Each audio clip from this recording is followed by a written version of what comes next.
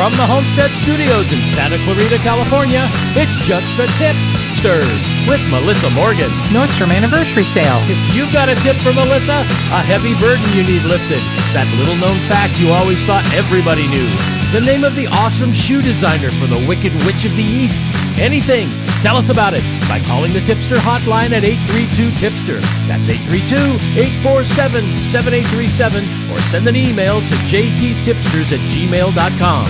You just might hear your tip on the podcast. And now here's your host. She bought a summertime cooling mat for the dog, and the dog found it incredibly delicious. Melissa Morgan. More cowbell.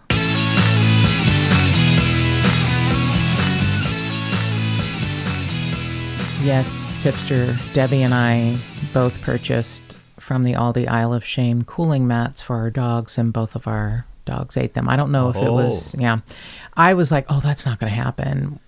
Tipster Debbie posted that, I don't know if it was Annie or Remy, but one of her dogs ate the cooling mat, and I was like, oh, that won't happen. And then, I put it down on the floor, and Siren ignores it. And then the next thing I know, I hear producer Mark like, no, don't do that. No, don't eat that. And I'm like, oh, shit. Yeah, I caught her about 30 seconds into it, and there were big slices of Yellow. cooling mat, all over the rug. I was worried that she'd eaten the gel inside, but it's non-toxic, and she hadn't gotten to it because producer Mark was on it. So thank you. But it was, I can't think it was probably kind of inevitable that. I was hoping it was not, but I guess some dogs that's it's like a treat. It's tempting. Yeah, it's it is for Siren Marie Morgan Humphreys, who's the most terrible dog in the world. I can chew it. Ooh, chewy. Yeah, I can eat this. Yeah. What can I do with it? She eats everything. I pried a pine cone out of her mouth yesterday. Oh, that's right. Yeah. It was like, girl, your breath is nice and piney. Please don't. Just enough to, like you say, freshen her breath. Yeah, it's lovely. It's a lovely thing. Pine scented dog breath. Delicious. Yeah. So Nordstrom anniversary sale, just wanted to put it out there, starts July 28th. And if you have a Nordstrom card, you can order early. That's all I'm saying. Man. Got a box. Didn't want producer Mark to see how large the box was. Well, now wait a minute. I guess I haven't seen it. But oh, you did? You took it out to the recycling. Oh, that's the box? Holy shit. Yeah, that was the box. Oh, my God. You could transport a whole laptop computer and printer in that thing. They have great deals on makeup. They have gift sets for hair products and makeup that you would not be able to get anywhere. Full size. Okay. Full sizes. I found this kind of funny. So I, spend way too much time on YouTube watching YouTubers. And I think we've established that. Yeah, we've established that. And one of my favorites is a woman named Risa, who lives in Las Vegas. And she and another YouTuber named Stephanie, who recently moved to Las Vegas from Iowa, took a road trip.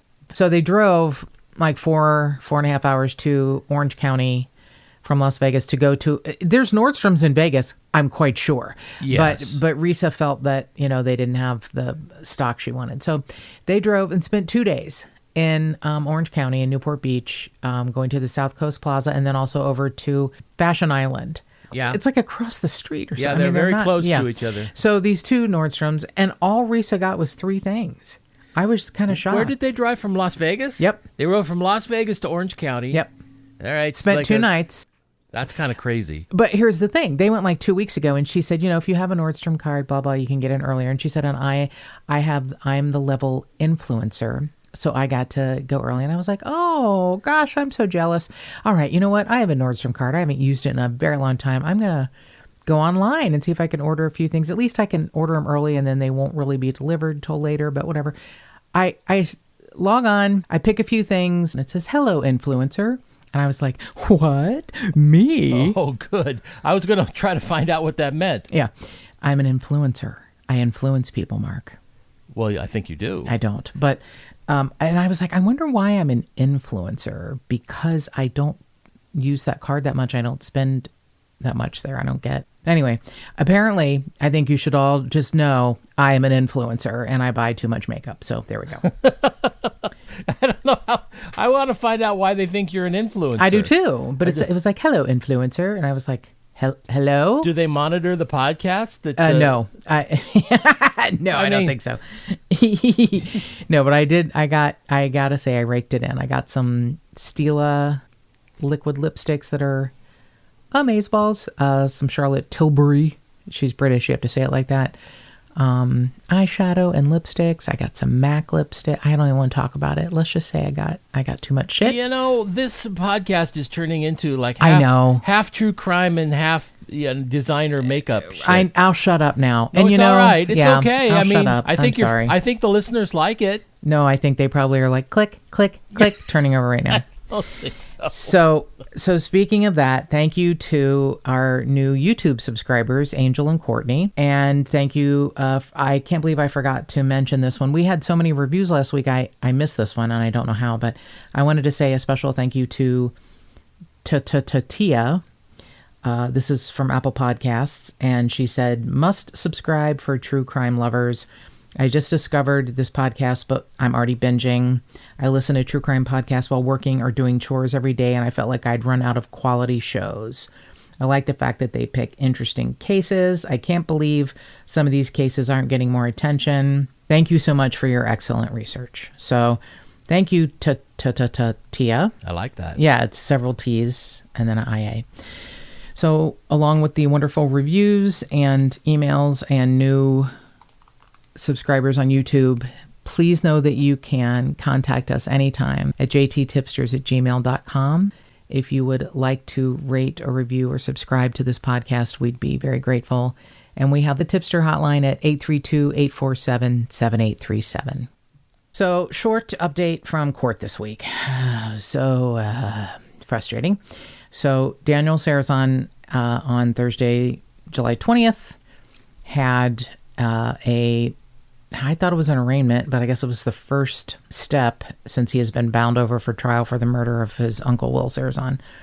And it was pretty short and sweet. I do have to say, having not been in the courtroom, I think, since January, I showed up in March and they wouldn't let us in unless you were, even with a mask, unless you were either the defendant or an attorney. It was really good to be back in the courtroom this week. And basically the judge asked Daniel his name and his birth date. And then he just immediately went to both the prosecutor and the defense attorney and said, okay, check your calendars. I'm available at the end of August, last week in August. And they're like, okay. So they picked August 26th.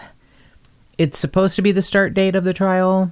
But then he added September 20th and he called it a drop dead date, which I thought was a bizarre term for a murder trial, but no, it's they gave him a drop dead date. Probably the defendant to do something. Yeah. It's I know. I just don't like the term. I understand what the concept was. I think drop dead is an odd choice of words in a murder trial. But anyway, yeah, the 20th of September would be the last date that the defense can, ask for continuance if they're not ready. And it is his third defense attorney in a year. He was arrested July 31st of 2020. And, this is his third attorney. He had a private attorney, a public defender, and now a private attorney again. And I don't understand why this is even going on, especially since his father, Chuck, recanted his alibi for Daniel. So I don't know. It's probably also an opportunity that the court knows for the prosecution and the defense to maybe come up with a deal. Well, I thought that would have happened by now. No, you never know. These things can take time. It was 2 weeks ago that he was bound over for trial. So, yeah, I'm not even sure I'm going to go on August 26th because my guess would be the defense will say we need that extra month. Yeah. And it won't really start until September 20th. When I say start, what I mean is that's probably going to be like picking a jury. That's going to take a while. Oh, yeah. Jury selection's interesting. You should go to that. If I can, sure. Yeah, but I know that you, Producer Mark, had said you thought maybe the trial wouldn't even start until 2022. Yeah. I mean, if they're really going to do that, if they're really going to start the trial in September, great. But they could also say, Your Honor, we're still working on a plea deal. can we get another continuance? The prosecution might say that. You never know. Right. But if they say on August 26th, okay, on September 20th we start voir dire or the jury selection, then you should go. I think I think it would be interesting. I do, but I'm frustrated by by all of the time. Well, as they say, the wheels of justice turn slowly. A lot slower than I want it to, for sure. Yes, right. So Linda Sarazan was there. Will's sister Andrea was not, but she lives pretty far away. So she comes in all the time she can, but Linda was there with her sister. And something Linda did that I thought was so interesting is she kept staring at a ring on her hand. Now, she's so small and she had her hands clasped, and I couldn't tell if it was her wedding ring, but she just kept looking down as the judge was speaking at a ring, which I'm going to guess was her wedding ring. And it made me tear up a little bit. I know that's shocking. And it looked like she was getting strength from the ring, And I know a ring is just like a thing. But some people it means nothing. Some people it's like, I don't need a ring to show that I love someone. Some people get, a tattoo as opposed to a ring if they work in an industry where rings are going to get caught on something. I think that's interesting. I just thought it was such a beautiful testament to her, relationship with Will that, 4 years later, she is still wearing her wedding ring, and she's looking at it, I think, as a way to give her strength during this difficult trial. And I thought it was very beautiful. I mean, I really did think it was a beautiful thing. And this week's case is a very different way of dealing with your wedding ring. As the husband of the person who was murdered took his ring off about 2 weeks after her death. So that was interesting. I'm going to say that this case was one I was like, oh God, this was sent to us by Tipster Michelle, who is a Michigan resident. And I was like, oh, Michelle, no, I don't want to do this. This is, everyone knows this case, and it was done, on Forensic Files, and then the more I dig into it, I'm like, oh, Michelle, this is a great case. So it's kind of like a bizarre version of Fargo. Everyone's personality, the Yoopers, the Upper Peninsula people in Michigan, the perpetrator to the detectives have such interesting, fascinating, distinctive personalities, and it makes it an even more interesting case. And what this asshole did before and after his wife's death makes this case, it is an interesting one for sure. And the power of a community that comes together for someone they may not even know. I don't even know if the person who I think did the most fascinating thing even knew Judy, but he knew something was wrong and he was not going to stop. Combined with a detective who's just like, there is something wrong and I ain't buying it that it's a hunting accident. So this is it's a fascinating case, and it's the murder of Judy Moilanen from Michigan, and it's a fascinating case. So it was covered, like I said, if you are like me, if you are, a Forensic Files fan, and they have over 400 episodes, and I'm going to guess producer Mark and I have seen all of those episodes probably twice. I mean, like just most people who watch the show, you can watch it over and over, and it's still, it was just so well done. It's so well done, and yeah, they can encapsulate things, in a 22-minute episode out of 30 with commercials. But it was just, there's nothing like Forensic Files. So this case was covered in Forensic Files. It was also on American Justice. So much press you can find about it. The Toledo Blade, the Detroit Free Press, the Ironwood Daily Globe, the Lansing State Journal. But one of my favorite things is a book that has been retitled. It was called The Sweater Letter, which will be explained. And it was written by a married couple, Lisa and Dave Distel. Now, I think The Sweater Letter was written by Lisa at first. And her husband, Dave, moved to Michigan because Lisa was a Michigan native. They moved there to be closer to her family. Now, but Dave Distel was a 23-year veteran journalist for the LA Times. And he sort of, I think, rewrote it. I think it was, some reviews on Amazon. It's like, look, stick with it. The beginning is all over the place, but it finally gels and you get the whole story. They retitled it to Hunt to Kill. It was sort of, I think, tightened up and revamped and turned in the title, then became Hunt to Kill. Is the original version still available? It is. Okay. Yeah, both are available on Amazon.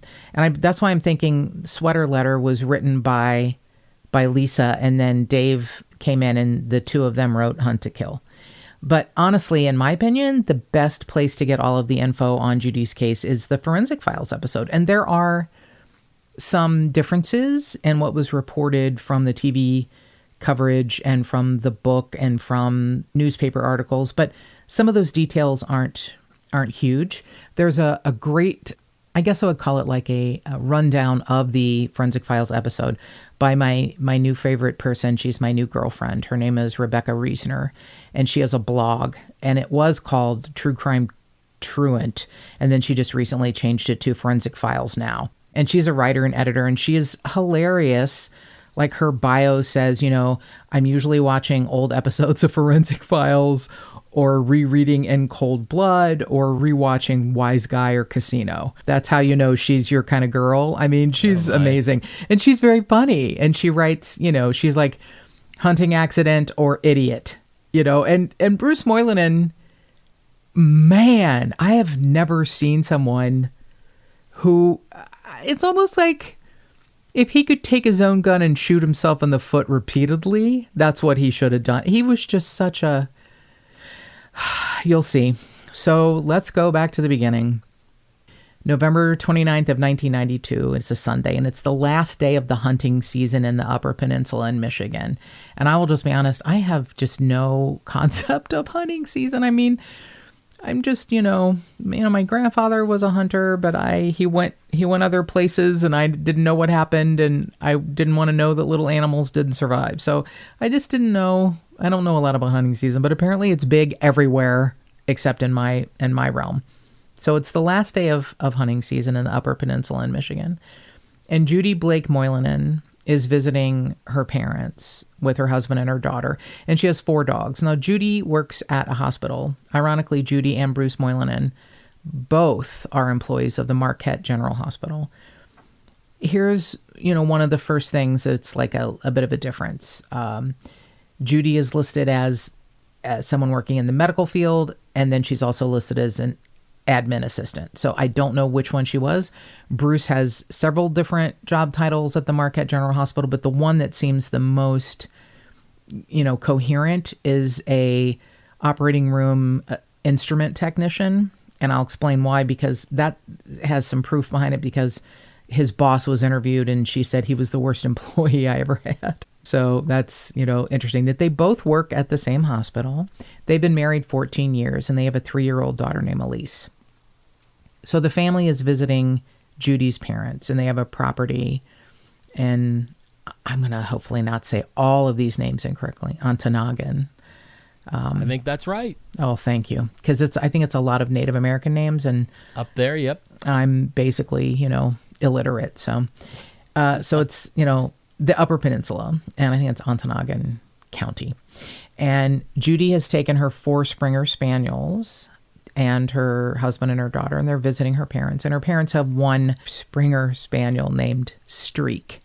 So Judy is also kind of listed as a part-time dog trainer. Like, she's very good at that. So she has the 5 dogs, her 4 and her parents' 1 Springer Spaniel. She's wearing a fuchsia shirt, green pants that actually, in my mind, looked black when you see, if you can find the pictures online, which you can, of her after she was found in the forest. Green pants and a black kind of, quilted puffy jacket you would wear when it's cold. So everyone kind of goes out for a walk, different areas, and Judy takes the dogs to the woods. Everybody comes back home, but Judy does not. Now, here's the only other piece of information, and I don't know how important it is, but I am going to mention it, that is told in different ways in different publications. Some people say that the dogs did not return. Some publications say the dogs returned without Judy. The Forensic Files episode, I think, says that the parents' dog, Streak, returned to the house, and they figure out something is wrong. It's like, oh, Judy might be out looking for Streak, and he's here at home. We need to go find her. All I know for sure is that around 5 o'clock in the afternoon, her mother, Mary Ann Blake, and a neighbor, Bill Dorvanen, find her in the woods, and it's behind her parents' house, and she's on the ground on her side, and she was already gone. Now they call at, I think, 5:12. They call 911 and say someone's been shot. And there's only one officer available at the time, and that's Tom Cousino, and he is with the Ontonagon County Sheriff's Office, and he's the first one on the scene. He calls 2 ambulance transport drivers because one of them is the medical examiner. So now, like I said, Judy and Bruce have been married about 14 years at this time, and they have this little 3-year-old daughter, and she's young. She's only 35, and Bruce is 37. And they both work at this hospital. It just kills me here. I'm sorry. I can't even imagine. I can't imagine this. But so Deputy Tom Cousino calls in Detective Sergeant Bob Ball because he says, we need help here with this investigation. I can put it down to a hunting accident, but there's something weird about this. This isn't an area that would be typically used by hunters. It's too populated. Cherry Hill Lane, where her parents lived, there are like 9 houses in the cul-de-sac. Just because there's some woods behind the houses doesn't mean... Yeah, that's not... Hunters don't do right? That. Hunters don't hunt near where people live. Exactly. And what was really odd is that, like within a day, the press had said, well, this is the 5th person killed during hunting season. A hunting accident. They already put it down to a hunting accident. But the investigators behind the scenes were like, there's something different about this. So they speak with Mary Ann, Judy's mother, and the neighbor, and her brother, and everyone who was at the house, including Bruce. Now, Bruce doesn't say a lot in the first interview. He's just kind of sitting there saying, yep, like shaking his head, like, yep, okay, yeah, I agree. But he slowly starts to reveal who he is. He says odd things, like he blamed Judy for not wearing blaze orange, which you would wear if you were hunting, but she wasn't going hunting. She was walking the dogs in the woods behind her parents' home. Yeah, that's stupid. Yeah. He says she's clumsy. Yeah, you're going to be clumsy if you're shot. You're probably not going to... you're probably going to trip and fall. He mentioned like an ATV accident that had happened, but ironically he didn't mention a couple of other things that had happened that we'll find out a little later that maybe should have been mentioned. But other things start to show up within a week after Judy's death. The detectives are making notes, and it's like, I didn't think he was acting right. Now, how many times have we heard that? And people are weird, right? People are, you cannot predict how someone is going to take a tragedy or grief. You can't. You can't say someone isn't crying enough volume of tears. There's not enough salt in their tears. They're not really meaning it. But Detective Cousino was like, he would stop sobbing to talk and there were no tears. It was like fake sobbing. And I'm like, well, all right, I know those things, if you add them to other things, it might be an interesting thing, or it might just be you being an asshole, you thinking everyone is guilty. But within a week, he had approached one of Judy's friends, Lee Jessup, and said, I was wondering if we could spend time together. And she was like, well, I'm not sure what that means. Oh man. And she, I love these youpers. I'm telling you, it's like Fargo. And she goes, well, does that mean sex? And and he says, well, I mean, I guess we could, talk about that later. And she's like, yeah, I think it's best that we just stay friends. Okay. Within a week of Judy's death, he has applied for a claim for her insurance, which he had told others would be between $40,000 and $45,000, but in reality was $330,000. Okay. 2 weeks after Judy's death, he approaches a woman that he has known, honestly, more closely than Judy ever did, but saying, Judy wanted you to have these because you were such good friends. And it's a box of sweaters. So remember sweater letter? Yeah. In the box of Judy's sweaters, which, by the way, Gail Lampinen, the woman who he gave this box of sweaters to, is married and a horse trainer, and was like, okay.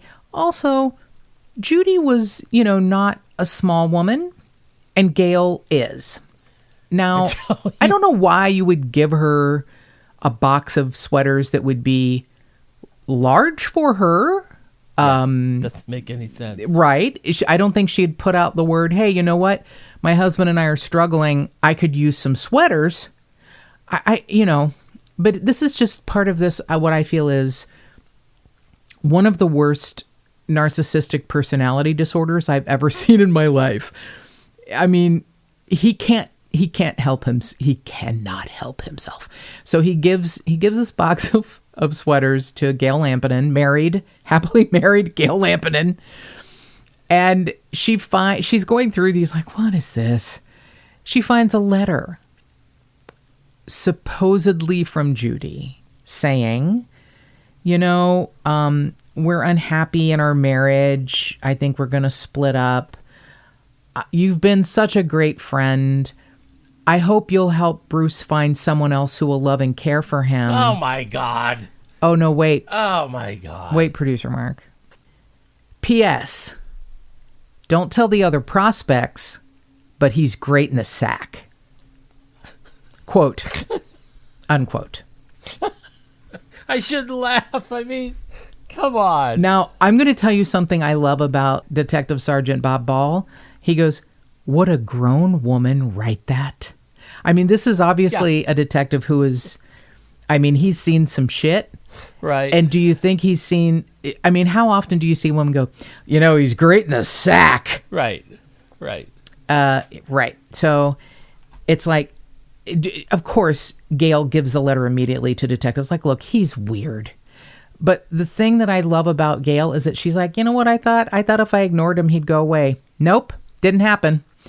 I love her. She's just like, I'm going to ignore him. And he basically started stalking Gail and would show up places, and she's just like, go away. He's annoying. That's exactly how she describes him in interviews with detectives. They're like, do you think he was following you? Do you think he was stalking you? She's like, he's annoying. That's all she'll say is he's annoying.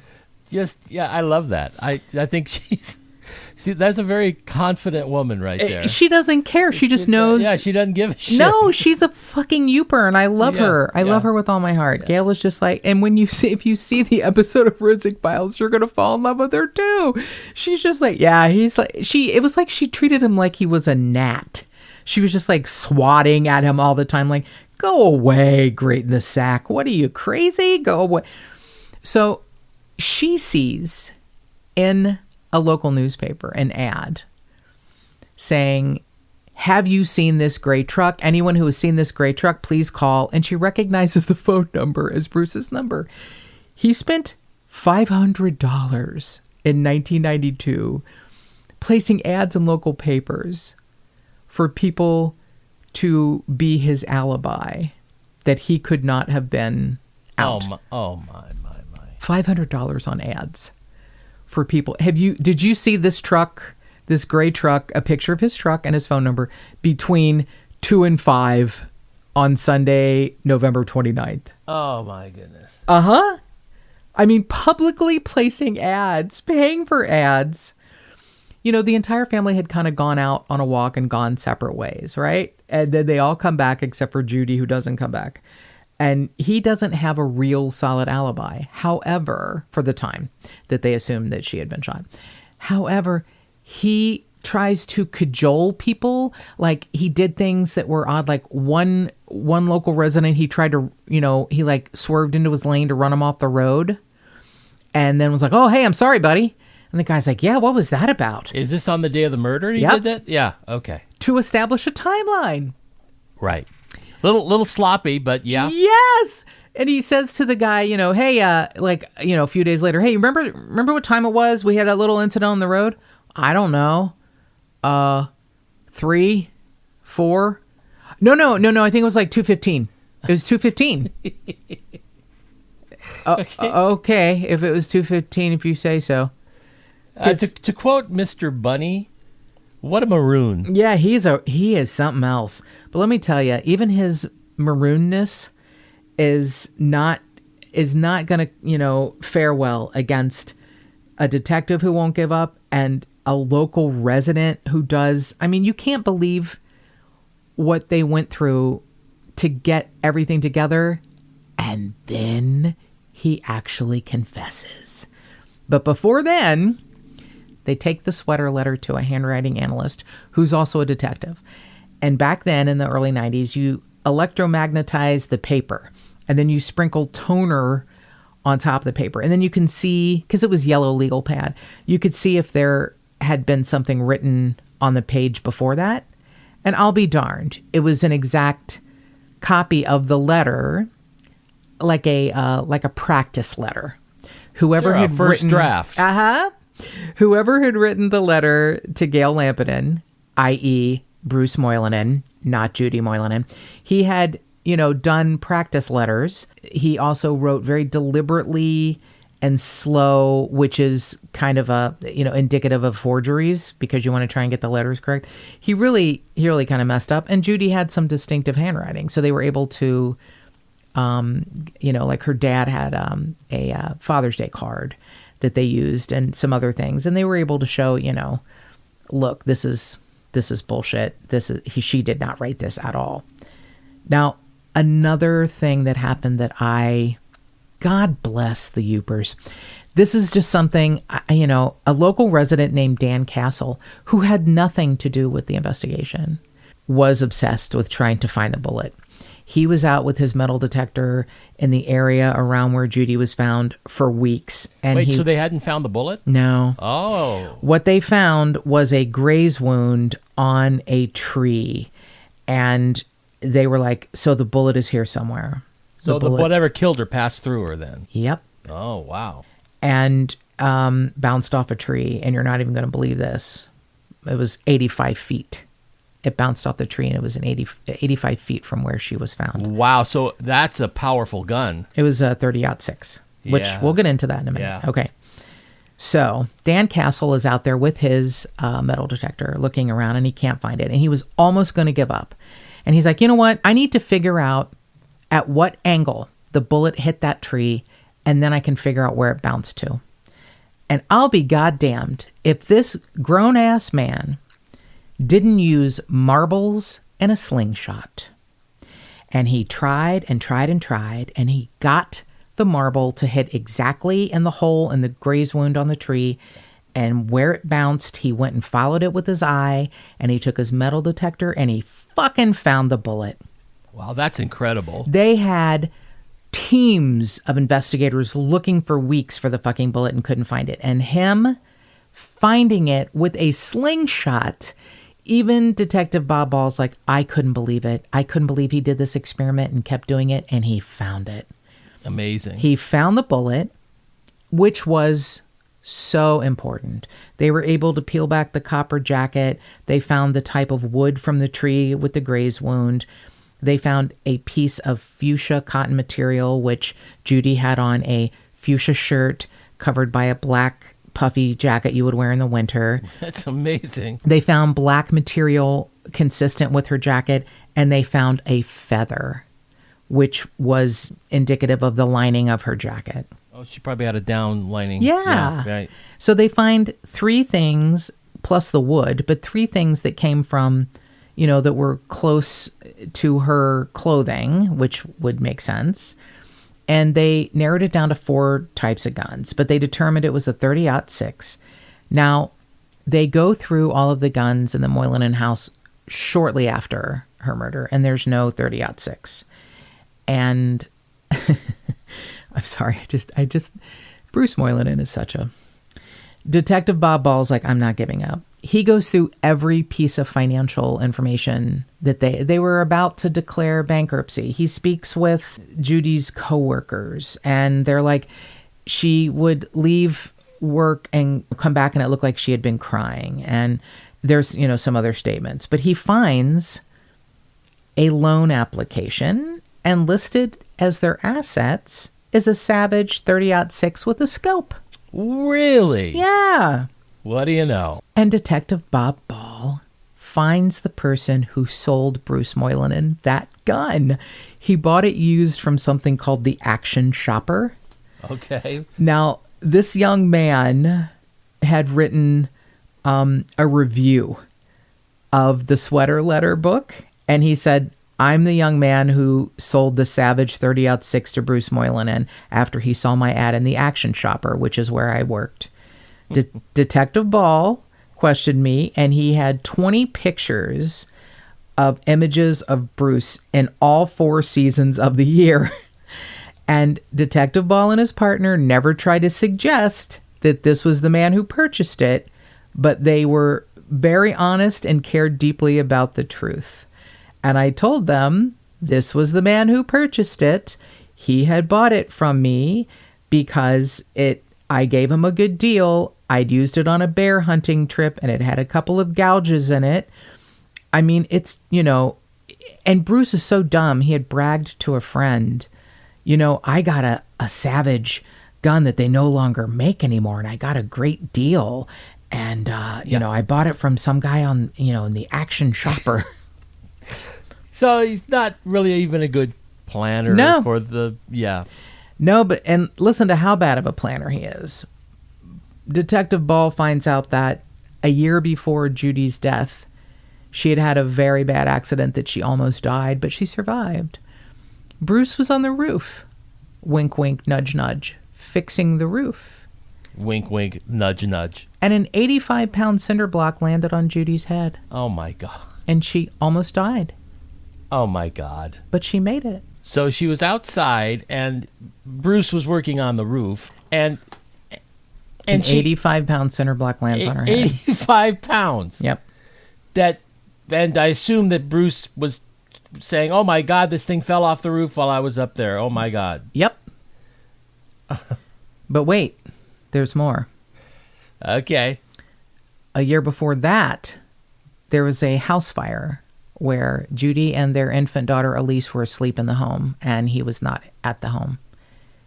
And that's convenient. Judy woke up and got them both out, and they escaped. Oh, my God. Yeah. I mean, how stupid is this fucker? I mean, you think they're not going to find that out? I think he thought, yes. I think he thought that you'll see. I have Detective Bob Ball's field notes here and a transcript of the interrogation where he finally confesses in April 23rd of 1993. And you're going to see he asks some questions, and Bruce Moilanen is just like, yeah, no, I didn't think anything would be found out, really, I guess. I don't know. I mean, it's fascinating. So they, the entire time they're building a case against Bruce. And Detective Tom Cousino was like, look, he was acting strange. He wasn't a grieving husband, which I really wouldn't even put stock into that. But he's like, he was sobbing, but there were no tears. And it was, he answered questions with like absolute clarity. There just wasn't, any sort of a pause while he was trying to collect his memories. He came up with 28 people who could verify his whereabouts. 28. 28 people. Here's 28 wow, people that what can a tell lucky you guy. where I was. What right? a lucky guy that so many people. Oh my God. Yeah, I went out for a walk and there's 28 people who could tell you, I almost ran one guy off the road at exactly 2:15 when my wife was being murdered. So I couldn't have done it. So I love this with all my heart. So Detective Ball brings in Bruce for further questioning April 23rd of 1993. And he also has with him Detective Lieutenant Chuck Allen, who is an investigator, but also a polygraphist. So Detective Allen starts, and he says, I just want to run through with you what you did on November 29th, 1992. So just, give me the account of your day, which he does. Then Detective Allen says, okay, I'm going to go over some other things with you, and I'm going to start this polygraph. So he asks questions. Did you kill your wife? No. Were you the person holding the gun that shot the bullet that killed your wife? No. After they're finished, Detective Allen says, you know what? I can't give you a pass on this examination. I think you shot your wife. And Bruce says nothing. Detective Allen says, did they find the bullet? And Bruce goes, oh, no. All they found were fragments. And Detective Allen says, no, they found the bullet. They found all of it. Oh. And Bruce says, they do? They have the bullet? Detective Allen says, Bruce, was this deliberate or an accident? Now, here is where Bruce used this as a reason to appeal, but I'll explain later because all of this information is online. I'm so happy that you can find so much of this online, including these field notes here. Bruce says, I probably shouldn't say anything without an attorney. And Detective Allen says, I won't make you. You don't have to say anything. If you want an attorney, let's get him in here. And Bruce says, okay. And then he says, I'll go ahead. It wasn't deliberate. Oh.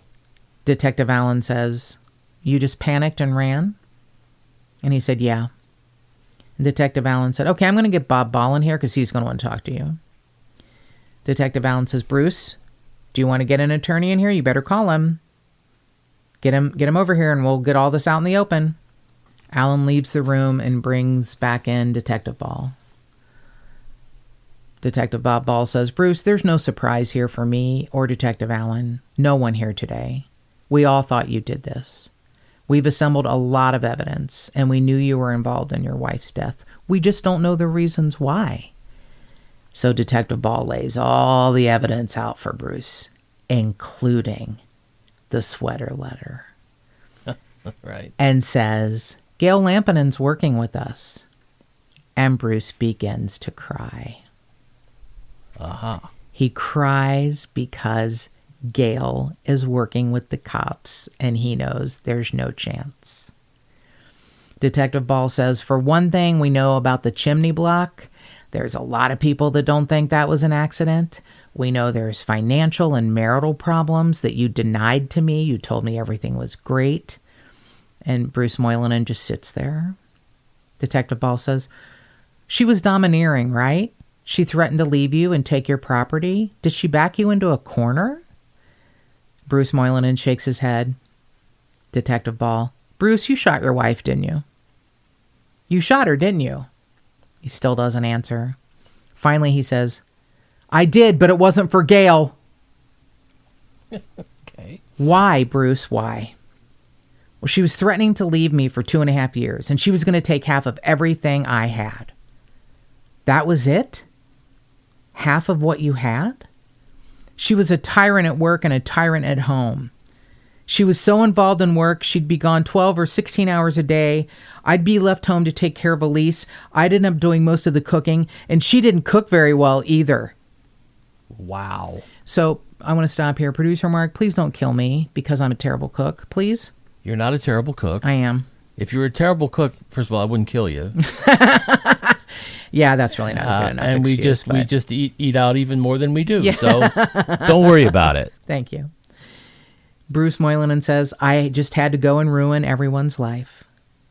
Detective Ball, you did ruin some. Whose life do you feel worse about? Bruce says, well, I guess I feel sorry for Elise. I guess. Great. Detective Ball, taking Judy's life wasn't right, Bruce. We are not going to be able to forgive that. Do you feel any remorse over this? Well, I guess guilt and remorse are the same thing. No, Bruce, they're not. You don't know how to feel remorse because you are a sociopath, a narcissist, who doesn't think of anyone but yourself. Now, this is my favorite question. Detective Ball says, why didn't you go the divorce route? That seems to be the most common question. You know, there's something called divorce. Right. Well, he would his answer. He's already given his answer. She's going to take half of everything I got. That's exactly what he said. Yeah. I'd have lost what little I have. Either way, I would lose what I have. Detective Ball says, and that was a big concern, losing half of what you had? Yeah. Detective Ball says, I'm looking you in the eye, Bruce. If you had to do it over, do you think you could take her life? Well, not after all the misery it's brought on. So pretty much yes. Right. So what went through your mind that night when you went back to her parents' house? I just stood in the backyard and waited for her to come back. But you knew she wasn't coming back, did you, Bruce? You stood in the backyard? Yeah, by a tree. I did the same thing the next morning. I stood there waiting for her to come back. Do you think the Blakes suspected anything that night? No, they never have. Oh, yeah, Bruce, they have. They never liked you, but after you had a granddaughter for them, they put up with you. Bruce says, I didn't sleep that night. I sat in the rocking chair. I couldn't sleep for 3 days. Oh, 3 whole days. 3 whole days. Detective Ball, did you realize this wasn't going to fly as a hunting accident? I don't think so. Did you think it could happen without you being questioned? Well, I figure everything's going to be investigated. Why did you do it? Were there things that were so bad between you and Judy? I'm just asking you what was going on in your mind. Were they bad enough that you're willing to take this risk? And Bruce says, I guess. You know, how long can you go before the shit hits the proverbial fan? Detective Ball says, pretty quick at this point. Yeah. Oh, complete narcissist. Complete and utter narcissist. Yeah. Even if you hadn't have come in here today, Bruce, all the plans were laid. We even had concern for you.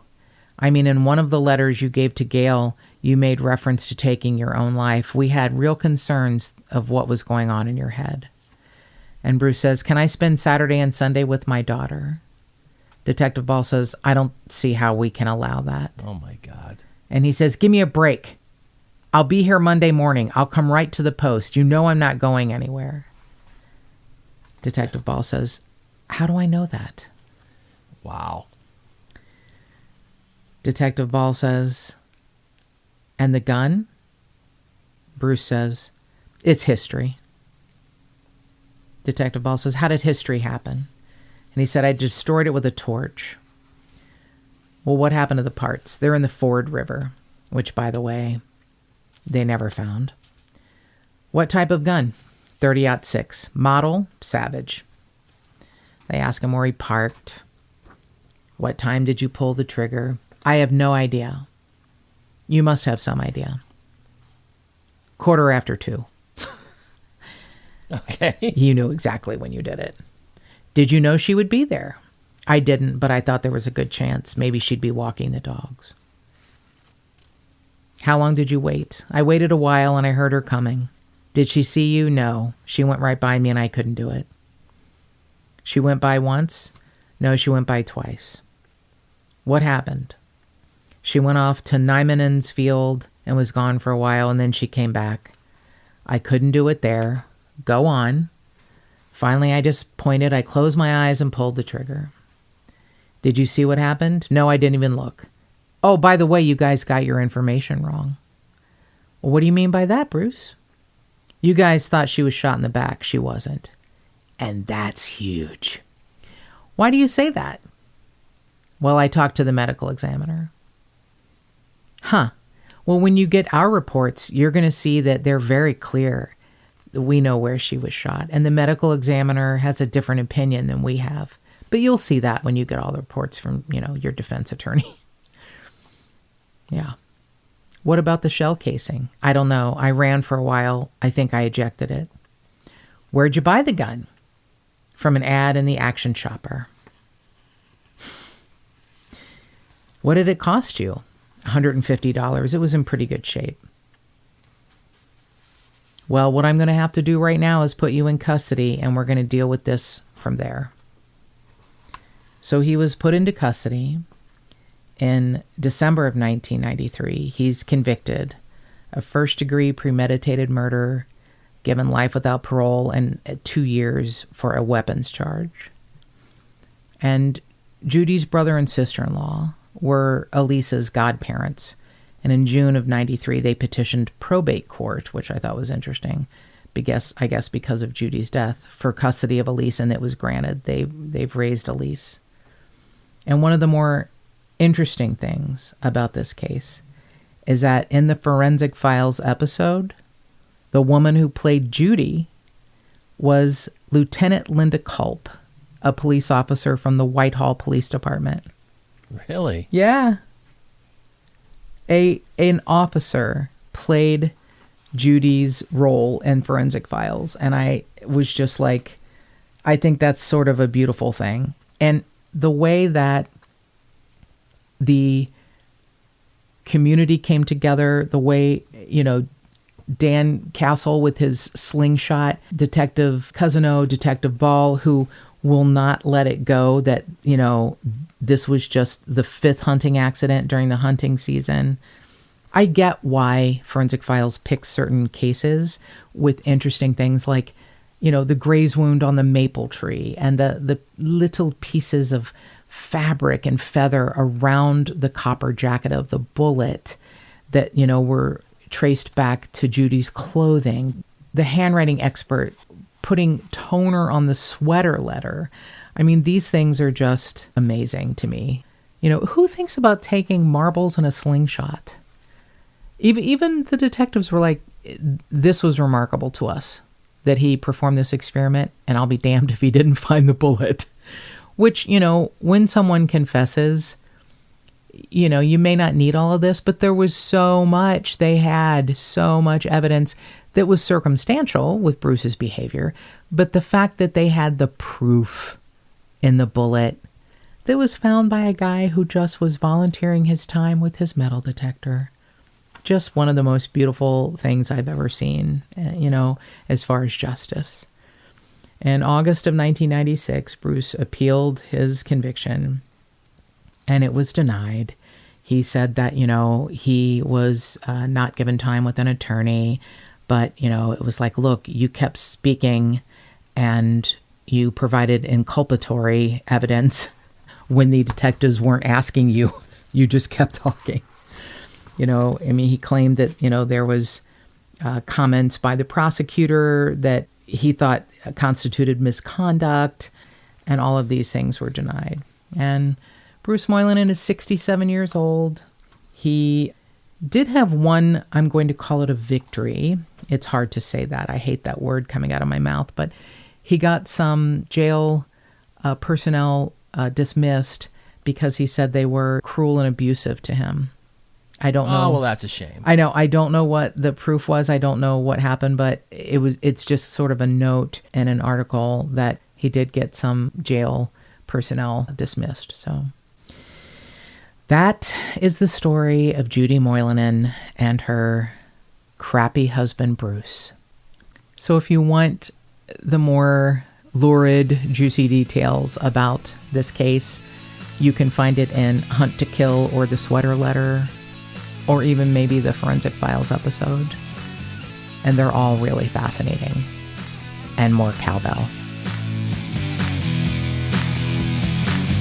And if you'd like to support this podcast, go to patreon.com/justthetipsters.